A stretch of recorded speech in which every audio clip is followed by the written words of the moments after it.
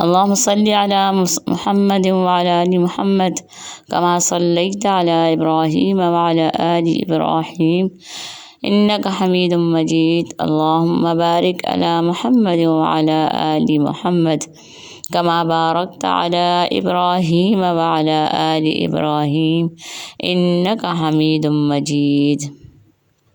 السلام علیکم ورحمۃ اللہ وبرکاتہ. اعوذ باللہ من الشیطان الرجیم. بسم اللہ الرحمن الرحیم. الحمدللہ آج ہم اپنے کورس کا آغاز کر رہے ہیں اور ہمارا یہ کورس تقریباً 10 روزہ کورس ہے جس میں الحمدللہ ہم آپ سے رابطے میں رہیں گے اور آپ کو بہت کچھ سیکھنے کو موقع ملے گا. آج ہماری پہلی کلاس ہے جس میں ہماری کلاس کا موضوع ہے سیرت رسول کا مختصر تعارف اور سنت نبوی کی اہمیت. سیرت رسول کے اس مختصر تعارف میں ہمیں اجمالی نظر ڈالنی ہوگی کیونکہ سلائیڈ میں آپ کے سامنے ایک مختصر تعارف اور مختصر حالات زندگی موجود ہے. تو اس میں بنیادی بات یہی ہے کہ جیسے اللہ تعالیٰ نے اللہ کے رسول صلی اللہ علیہ وسلم کو پوری امت کے لیے جن و انس کے لیے جو ہے نبی بنا کر بھیجا، جبکہ اس سے پہلے جتنے بھی پیغمبر آئے تھے، نبی آئے تھے، وہ کسی قوم کے لیے آئے تھے. اس کے ساتھ ساتھ اس بات کا بھی ہمیں سمجھنا ضروری ہے کہ آپ کی پوری زندگی کتنی زیادہ با اخلاق اور با کردار تھی. آپ کا اخلاق، آپ کا کردار، آپ کا گفتار، آپ کا طریقہ، آپ کے معاملات، یہ تمام چیزیں جو ہیں بلند اور اعلیٰ درجے پر تھے.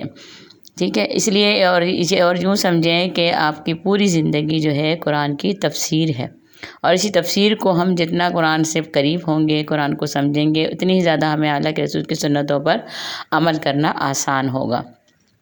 اس سنتوں کے ساتھ ساتھ ہمیں یہ بھی دیکھنا ہے کہ قرآن میں بھی اللہ تعالیٰ فرماتا ہے کہ جس نے رسول کی اطاعت کی اس نے میری اطاعت کی.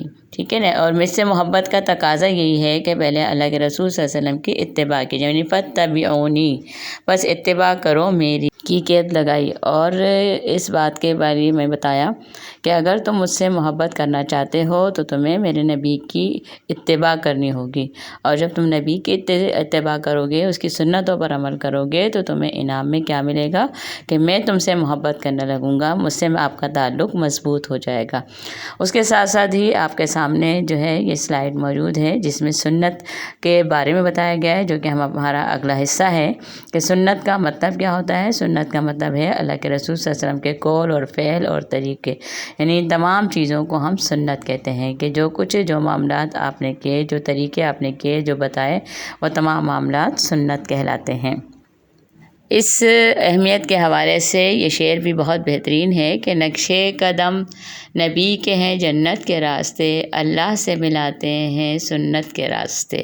کہ اگر ہمیں اللہ سے ملنا ہے، اللہ سے محبت کرنا کا اظہار کرنا ہے، اس تعلق کو مضبوط کرنا ہے تو ہمیں اسی راستے کو اپنانا ہوگا، یعنی کہ نبی کی سنتوں کو. اس طرح اللہ کے رسول نے فرمایا جس نے میری سنت سے محبت کی اس نے مجھ سے محبت کی، جس نے مجھ سے محبت کی وہ میرے ساتھ جنت میں ہوگا. لیکن اگر جس نے میری سنت سے رغبت کی، بے رغبتی کی، وہ مجھ سے نہیں ہے. ٹھیک ہے نا، وہ مجھ میں سے نہیں ہے. اسی طرح فرمایا جس نے میری امت کے فساد کے وقت میری سنت کو تھاما اس کو 100 شہیدوں کا ثواب ملے گا. اور اس کے علاوہ اہم بات یہ ہے کہ جو حدیث میں موجود ہے کہ جس کا اطمینان جا کر میری سنت پر ہوا وہ کامیاب ہو گیا، جس کا اطمینان اس کے علاوہ پر ہوا تو وہ ہلاک ہو گیا. اس کے ساتھ ساتھ پھر یہ بتایا کہ تم پر میری اور میرے خلفائے راشدین کی سنت پر عمل لازمی ہے، اس کو تھام لو تو اس پر مضبوطی اختیار کرو.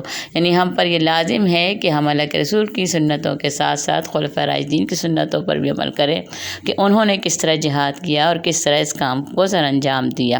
میری دعا ہے کہ اللہ تعالیٰ ہمیں اس پر عمل کرنے کی توفیق عطا فرمائے. اور اس کے ساتھ ہی انشاءاللہ تعالیٰ اگلی کلاس میں ہم سنتوں کا آغاز کریں گے اور اس میں کم از کم 4 سنتوں کو سیکھیں گے. اللہ تعالیٰ ہمارا حامی و ناصر ہو. اللہ حافظ.